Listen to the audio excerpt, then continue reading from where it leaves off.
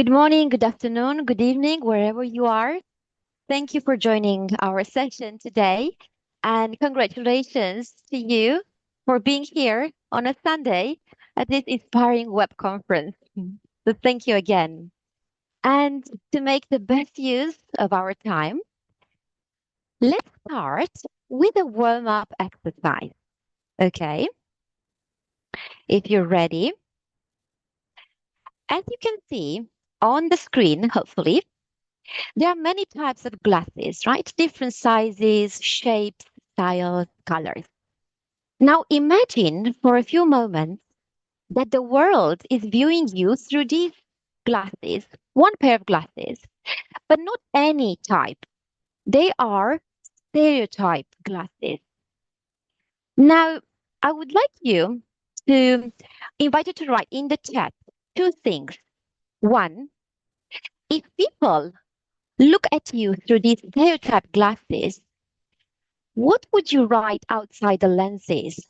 How may others see you if they put on these stereotype glasses? And two, how do you truly see yourself? Okay, so you have 1 minute to think about these two questions, and please feel free to share your answers in the chat. Okay, so once again, two things. If people look at you through stereotype glasses, what words would they use to describe you?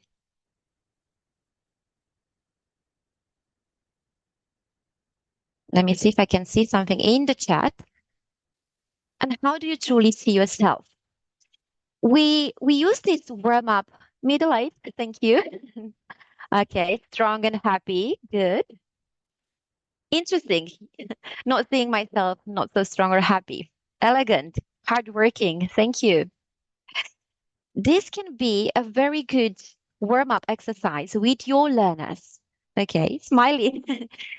To help them become aware of how friendly. Okay, so you keep writing. Good. So this exercise can help our learners, mom and teacher. Good. So here we have a good example of roles, right? Specific roles. Maybe some other people look through different lenses. But this warm-up exercise show how stereotypes and assumptions can filter our identities. Okay, so today we'll explore how to move beyond these fixed lenses, right? And how developing stereotype literacy helps us restory ourselves, okay? And our learners in ways that can foster more socially sustainable classrooms and communities. And you might be wondering, okay, Armanda, but what do you exactly mean by stereotype literacy? And Josianne will help us understand the nature of stereotype literacy. So, hello everyone. To understand what is stereotype literacy, we first need to look at the definition. What is a stereotype? And according to Amosi, it's a set of beliefs that certain people may have about another group or some other people. It's a form of social representation, usually a generalization, a simplification, which according to Amosi may also have a positive function that to simplify the complex world. So it helps us make sense of the complex world around us. However, I guess it's fair to say that stereotypes can also be pervasive, persistent, and harmful. So very easy to spread and at the same time, very difficult to destroy. Harmful because they may lead to us perceiving certain people as inferior, and as a result, this can also hinder us from developing relationships with certain groups. This is why stereotype literacy is important. So the ability to recognize that there are stereotypes, that stereotypes exist within our society, and to critically engage with them. So being aware of them, reflect on them, and possibly challenge them as well.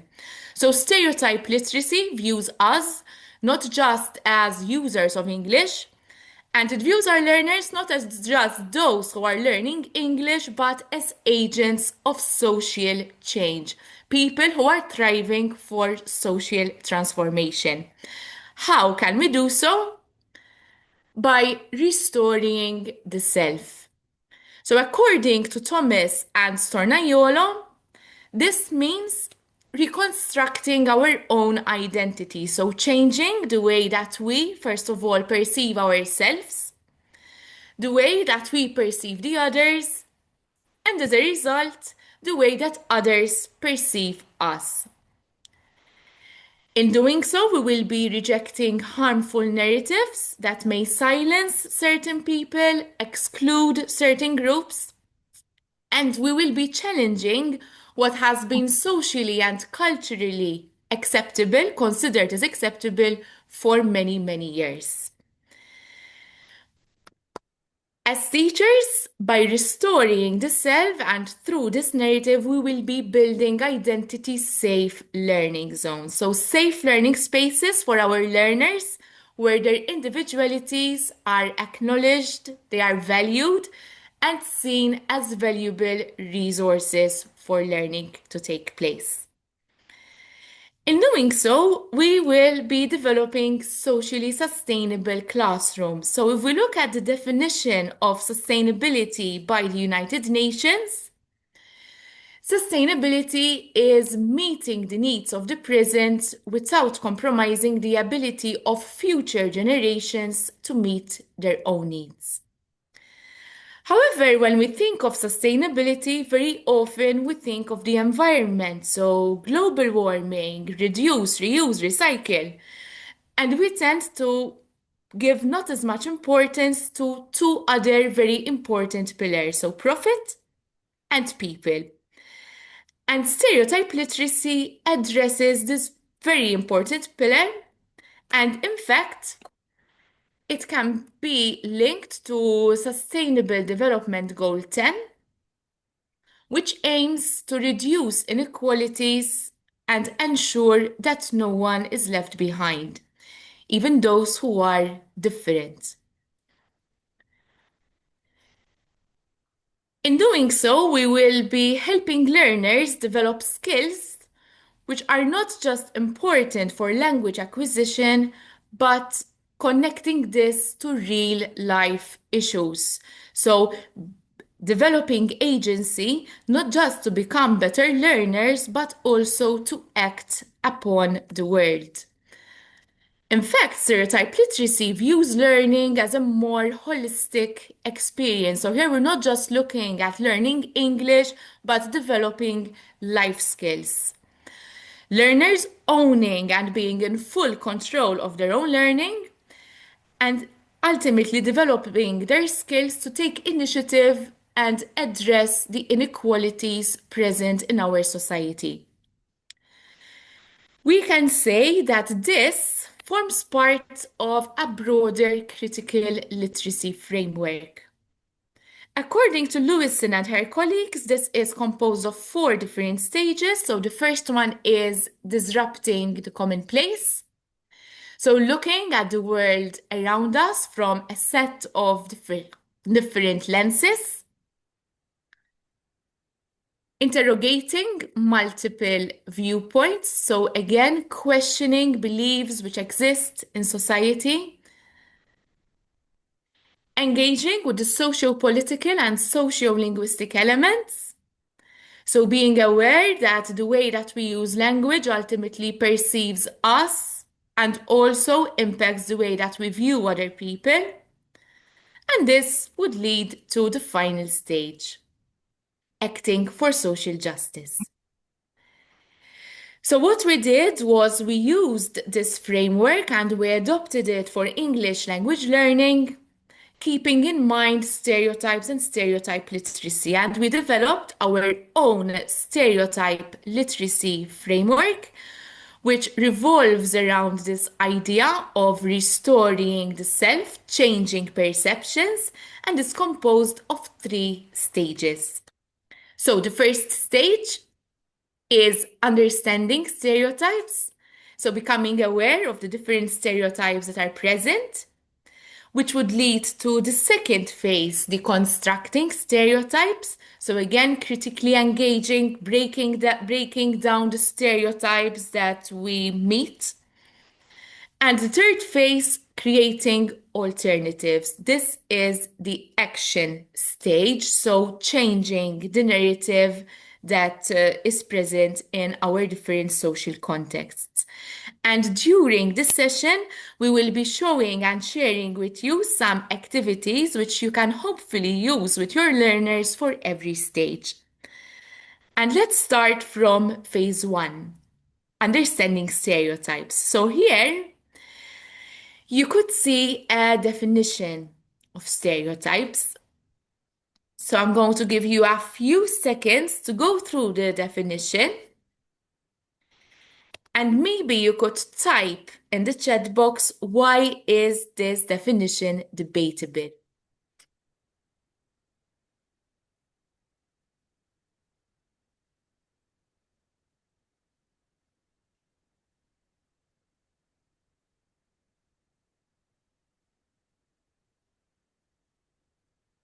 So what can we say about this definition? Why can it be contested? What may be wrong with this definition?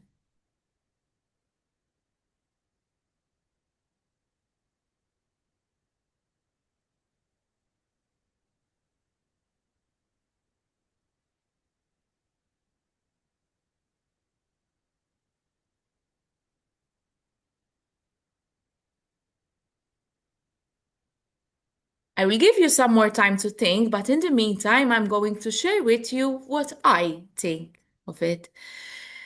Let's define truth. Whose truth? That's a very important observation, actually, because it doesn't even acknowledge different individuals who are diverse. Instead of necessary at the beginning, we can write misunderstandable. So I do agree with you that the word necessary there is quite dangerous there.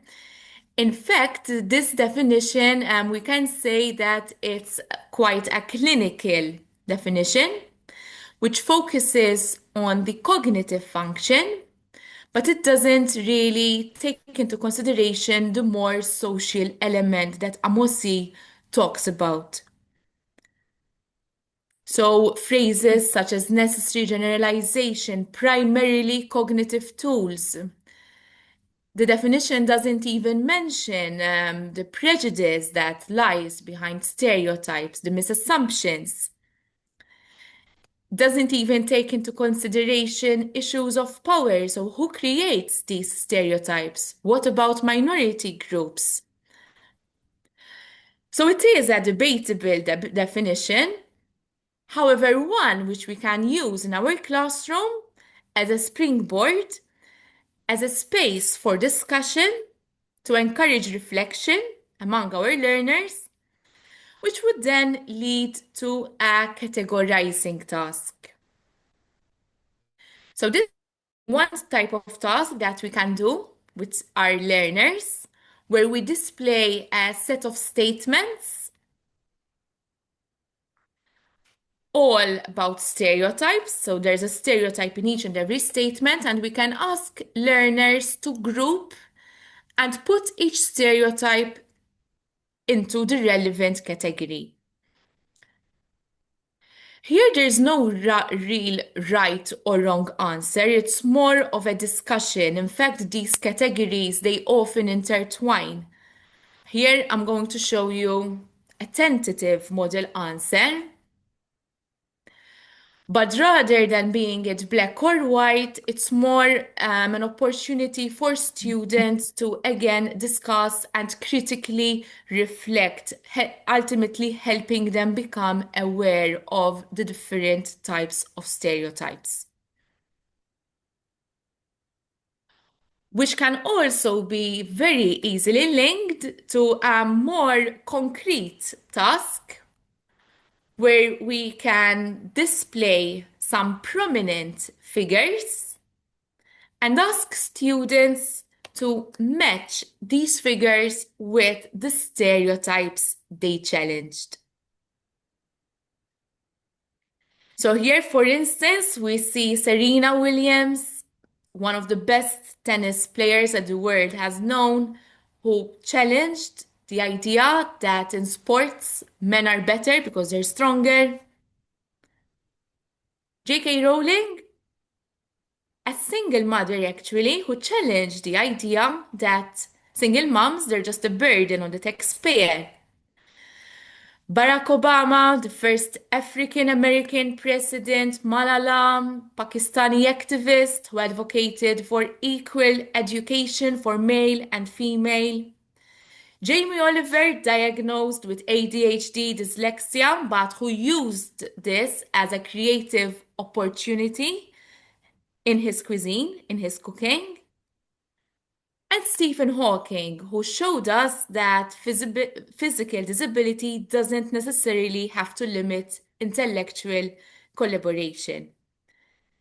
So it's a task which students truly enjoy. It's also a task which we can adapt depending on students' age, on their level as well. So let's say we can ask students to conduct their own research and come up with their own list of prominent figures. We can also encourage them to come up with a list of figures and people who actually exist in their own learning context and discuss the stereotypes they challenged. This task leads us to a very important question. So, how can our learners with us break down these stereotypes? And Armanda is going to tell us more about this for phase 2. Before we dive into the deconstructive phase, I have a quick thought experiment for you. So you'll hear some words, and please type in the chat the first thing that comes into your mind when you hear the word. Okay? Are you ready? I'll give you 10 seconds for each word. The first one is pilot. The first thing. And ready to type? Pilot. What's the first word or image? Pilot. Man. Okay, good. Yeah, that's the first image usually coming. What about the next one? Let's see. Nurse. Nurse. The first image. Don't think too much. Just right. Hospital woman. Good. Okay, what about a tattooed person? Any associations? Pirate. That's quite funny. Rock star. Okay, interesting. Gangster. So many types of associations. And Italian. What about Italian? This is me. Okay, pizza. So here we have lots of cultural association. Handsome man. Thank you. Thank you so much. Now, you might be wondering, what's the purpose of this exercise? Actually, I wanted to make you aware that stereotypes function in a double way. So they have this dual nature. They can function as cognitive stereotypes. I mean, they reduce, you see, something with a quick word or image. They can help us, classify, organize reality. But at the same time, we know that they are dangerous. They might distort the richness of individual and cultural identity. So in the class, we have a choice. We either let these cognitive shortcuts unchallenged, unquestioned, or we might create those situations, engineer those moments for our learners to help them question those stereotypes. And you might be wondering, but what type of materials can we use in order to help our learners deconstruct, right, these stereotypes? Well, the good news is that we have plenty of materials. Think about travel guides, for example, rich in cultural stereotypes. And here, stereotypes can function as devices to help our learners understand different types of cultures. What about, let's say, we can have other materials such as, for example, we have videos or we have um, films or we have commercials, okay? Or even our beloved, or not so much, textbooks.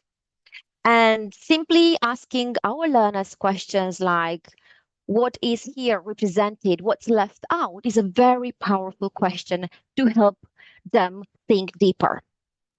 Now, let's try another thought experiment.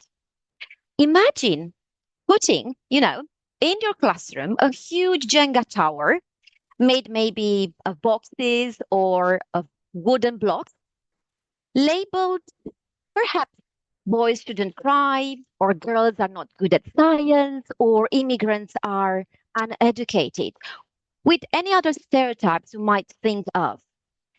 So, what if instead of, I don't know, just asking our learners, lecturing our learners about what to think, what if we empower them with the tools to show them how to think, right?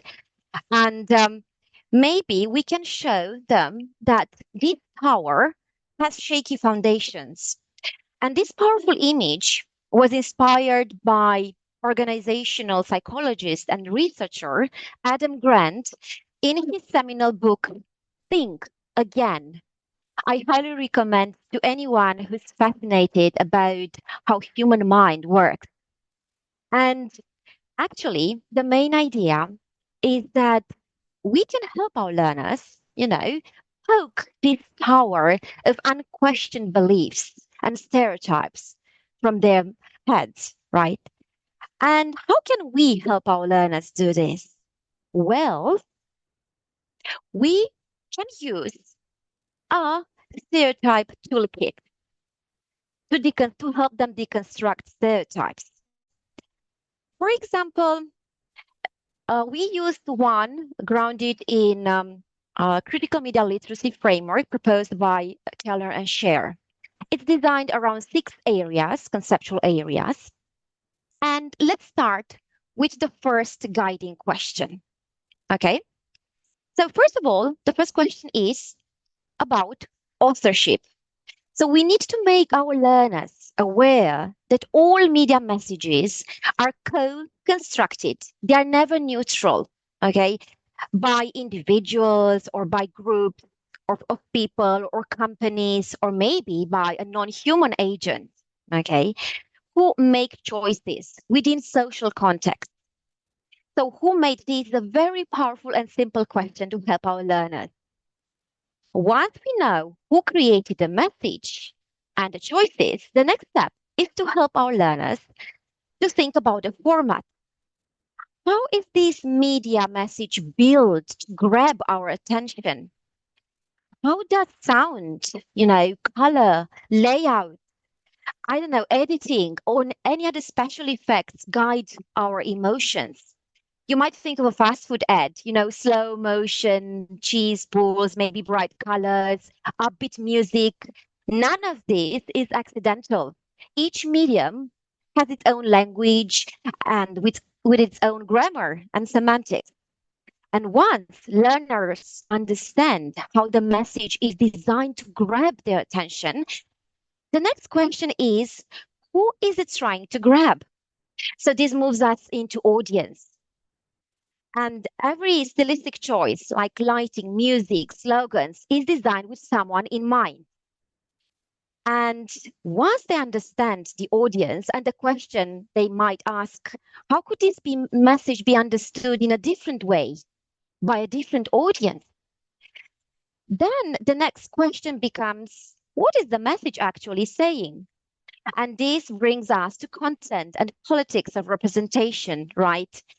We think about the values, ideas, and viewpoints that are highlighted, or maybe that are left out entirely. And once our learners understand what's being shown and or left out, we can begin to uncover the big why, right? And this leads to production aims. Because any media message has a purpose embedded, even if it's a commercial, a political, or ideological one. And this reflects the system with which they operate. And understanding the purpose lets us ask the bigger question: whose interests does this media message serve, right? Examining who benefits, who is harmed. So I think that this framework, this question mark, simplified as a question mark, is very powerful and a simple tool and helps our learners to slow down, to question, and reframe the messages that shape their world. And I think this toolkit is very easy to adapt for learners of different ages, levels. You can adapt the questions, different cultures, and we can empower them to critically analyze, evaluate information they consume. So instead of just absorbing media, digital fast food, right? And do you know what do we mean by digital fast food? Can you type quickly in the chat if you have any ideas? What do we mean by digital fast food? Because our learners consume a lot of digital fast food. Any ideas? When you hear that they consume digital fast food. So any type of content that is designed to, yes, is designed to be consumed right very quickly, happily, uncritically. That's why it's fast food, a digital fast food. Okay, so now if you have this question framework in your mind, you are going to become media detectives, more specifically, stereotype detectives. So let's use this toolkit to deconstruct three media messages, three short ads. Okay, so on the right side, you can see the guiding questions. While you're watching the ad, please feel free to write, to share your thoughts, right? The stereotypes you identify, any answers. Okay, so ready? Let's see the first ad.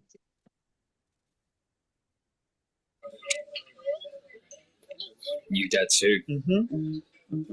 Wow, look at this lunch. Yeah, hard to choose. Oh, this looks good.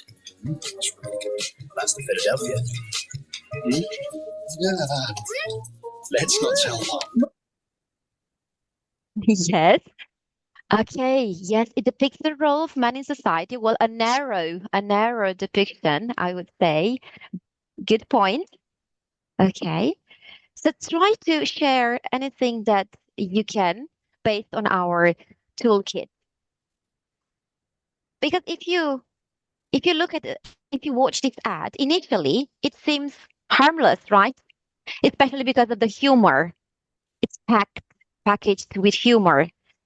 But once our learners, okay, once our learners try to unpack the message, they become aware of how deeply ingrained in our society are certain gender stereotypes. At a first level, maybe we can notice something. What can we notice? Two fathers, right? Repeatedly distracted by the appealing food promoted there. And what happens? Well, they eventually forget about their babies on a restaurant conveyor belt. So, what does this convey? If learners dig deeper, yes, then with our toolkit to unpack the layers of hidden meaning, they might ask questions like maybe how might different audiences interpret this message in a different way? And for example, think about, I don't know, Those people who complained about this ad to Advertising Standards Authority, and as a result, the ad was banned. They saw the harmful gender stereotype here, right? But if we put on the marketer's hat, then we might say, well, we were trying to show a positive man, a positive, image of man in a positive light, caring about their babies, right? Taking an active role. However, this reinforces a narrow view of men perceived by society as what? As incompetent caregivers. Distracted. Yes, exactly. Okay, thank you. Yes, a bias in a humorous way, because this is the way they package in order to convey subliminal messages. Okay, are you ready for the next short ad?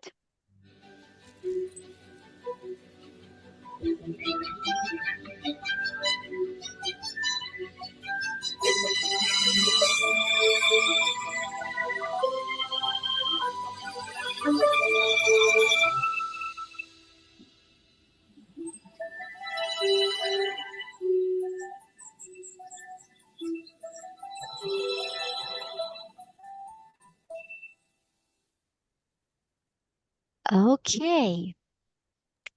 So let's see here. Any thoughts?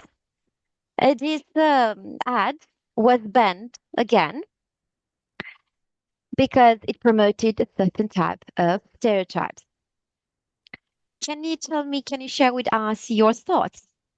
What type of scenes, at the first level, try to notice what type of scenes it depicts. It tries to illustrate what? The idea of dynamism, right? By associating adventurous, activities such as exploring space and men, para athletes doing, jumps. So men are associated with highly adventurous positions. What about the woman? How is she depicted in the ad? What do you remember? Where was she sitting? Yes, she she was sitting on a bench, exactly. So that's a very passive role, right? Engaged in childcare, being a mom, exactly. Um, and some would say, okay, we were trying to show the woman like in with an intellectual position. She was reading. However, the contrast is very powerful. We have the adventurous, man and the woman in a passive role. She's static, exactly. Well done. So basically, I think these are limiting stereotypes about what it means to be a man or a woman in our contemporary societies. And we, as teachers, we can engage our learners with critical questions such as, I don't know, maybe can't female go to space, or maybe can't they be, I know, the primary decision maker in a scientific field? Or does this media message convey subliminally the message that maybe a woman's primary role is connected to the idea of being a mother, right, as their primary life goal? So I think it is very important, yes, to give space to such questions in our classrooms so we can promote the wide range of social justice and inclusive representation. And this is a very good way to do it. Okay, and let's move to the third short ad. So far, the first two ads looked at gender stereotypes. The third ad is going to add another layer to this, and it's an ad which I use with my young adults and adolescent learners. This is the third ad.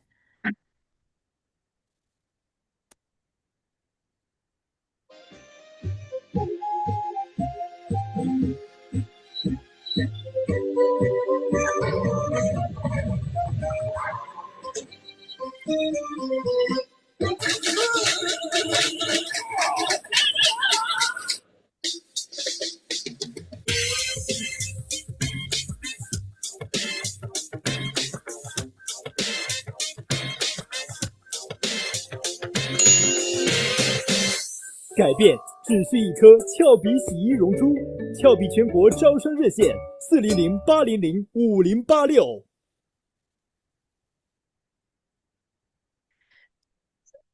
Julieta said this is terrible, and I agree with it. I mean, we can all see the very explicit racism that is in this advert. According to the creators, they said that they wanted to be different, to sell their product, to maximize profit.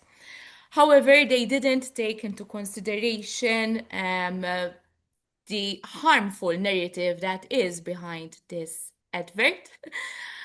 Vani, I can't believe my eyes, indeed. So here, the man, the dark-skinned man is being portrayed as someone who is dirty, who is inferior. And then once the washing machine is done and the Asian man comes out, the advert is implying that being white means being pure, being cleaner. So there is a lot of unpacking that we can do with our learners here, especially when it comes to social injustice, to portraying certain ethnic groups as being inferior and white meaning being privileged.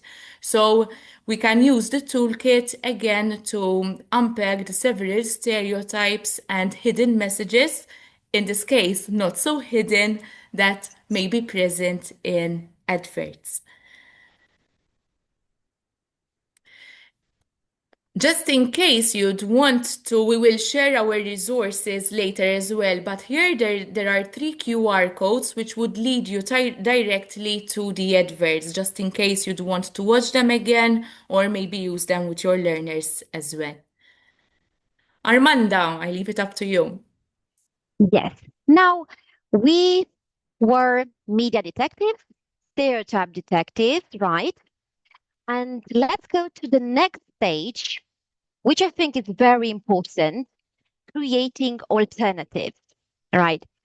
So for us, if you remember the metaphor, the tower of Jenga stereotypes in our minds, for us, this tower remains intact when we leave those stereotypes unquestioned. We learned how to deconstruct, how to question using the framework, the question mark. And now I think it's important to go to the next stage, an action oriented stage, in which we have to be responsible for our learners to empower them to create, use media to respond in a creative, responsible way. They can rewrite fairy tales, okay? They can generate alternative media responses, maybe even memes in which they try to deconstruct and recreate media messages. Now, I will show you a very interesting idea you can use in your classrooms in order to share this creativity, critical creativity in action. I talk about counter ads, creating counter ads with your learners. What is a counter ad? Well, a way in which you deconstruct in a creative way a main message, media message conveyed through mainstream media. Typically, an ad has 3 parts, right? A problem, the solution, and a call to action. Now, I encourage my learners to identify a stereotype, a type of stereotype, and then to propose to design a solution, a creative solution to address that problem. And they came up with stereotyping glasses. And then, as the third part, they had to have a call to action, their message, right, to shape our understanding. And they told me, well, teacher, you cannot buy these glasses because they cost you only the empathy and your kindness. And I really love that. So let's see an example of counter ed. Aren't you tired of seeing stereotypes everywhere you look? Aren't you tired of seeing people being put into boxes? How many times have you heard people say things like, Asians are always good at math, Boys shouldn't cry. Or immigrants are uneducated. Girls can't learn science. Wondering how can we break free from all of these labels? Drum rolls, please. Introducing the unstereotyping glasses, designed not to change how you see, but how you understand the world. Wear these glasses every day to see beyond labels. Are you ready to truly see the world? These glasses are priceless. You can only buy them with empathy and kindness. Okay, so this was one creative example of a counter ad. And I'll show you in a few moments. Thank you. Another example made by my fifth grade learner. It's very short and Aren't you? simple. Why girls have to wear pink and boys have to wear blue?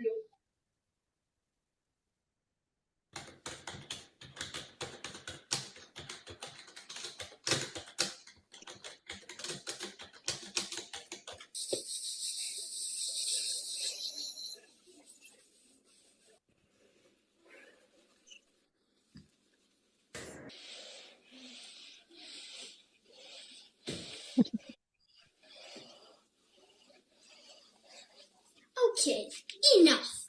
Let's switch.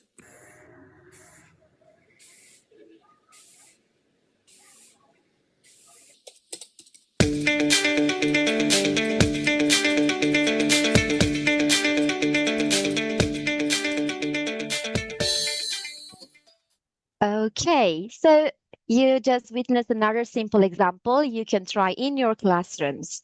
They flipped the stereotypes. They just invented their own way of addressing a serious problem, the stereotype. So it is incredible, amazing. Thank you. If we believe in our learners and if we allow them to be creative.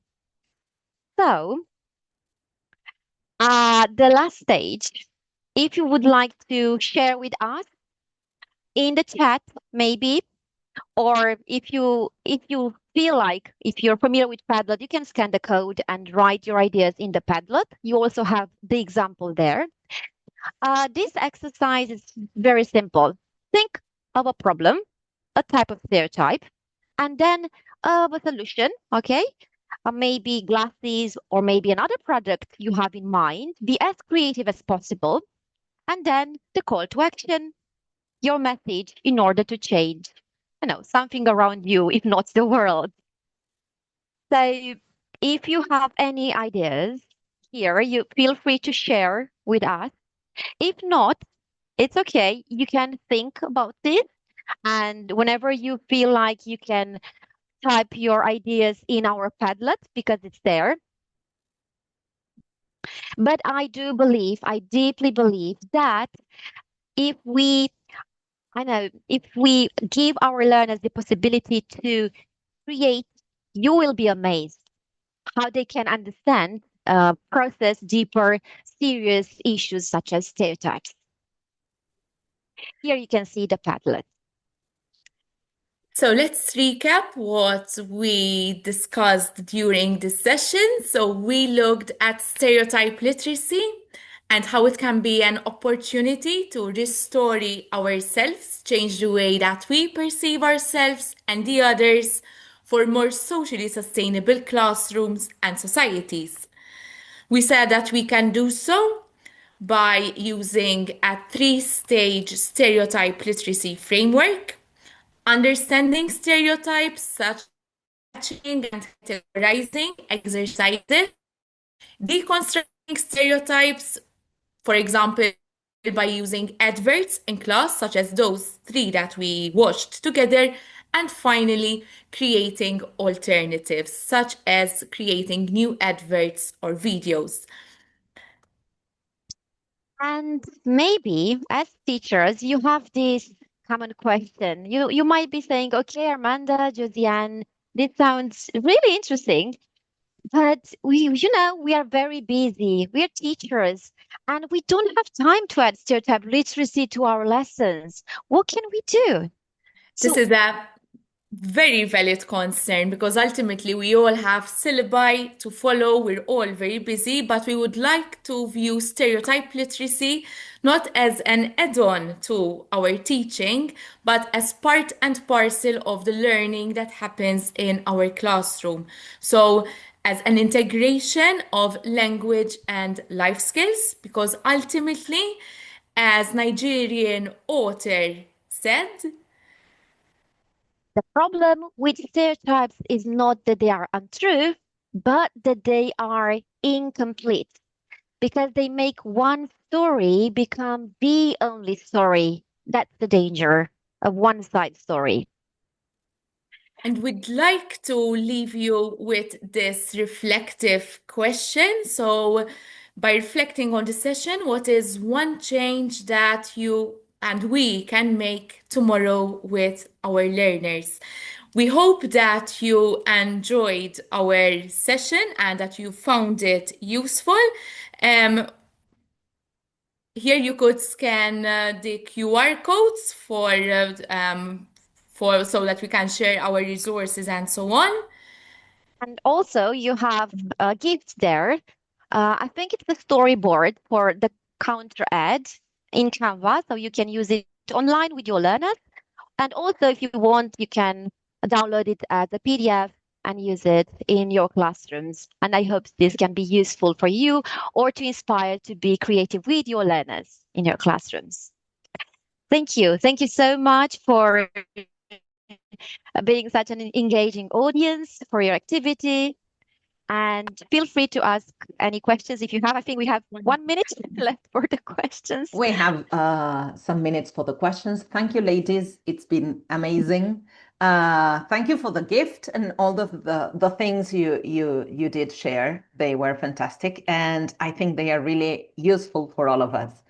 I was thinking as I found this such an interesting topic, perhaps with very young learners, as this is the YLT SIG, you say, okay, but how do I cope with these ideas? But in the selection of materials and the way we are standing as teachers is also a way to model how to deal with stereotypes. Don't you think so? Yeah, this is a valid question. And I think our role as teachers is to adapt, right? Sometimes they might seem as complex questions, but Mhm. we can simplify those questions, even asking like, who created this? Okay. Then it simply empowers them to think a bit more about the That's message it. or look at the colors. What emotions can you feel when you see a certain colors? So I think we know how to simplify things. And if you saw the second counter ad was created by fifth grade learners, so Mhm. they're still very young, Yeah. and they worked in teams, okay, and they use their No, but I was present thinking simple of use. Yes, preschoolers or kindergarten, very, very young learners that we can stand there as teachers.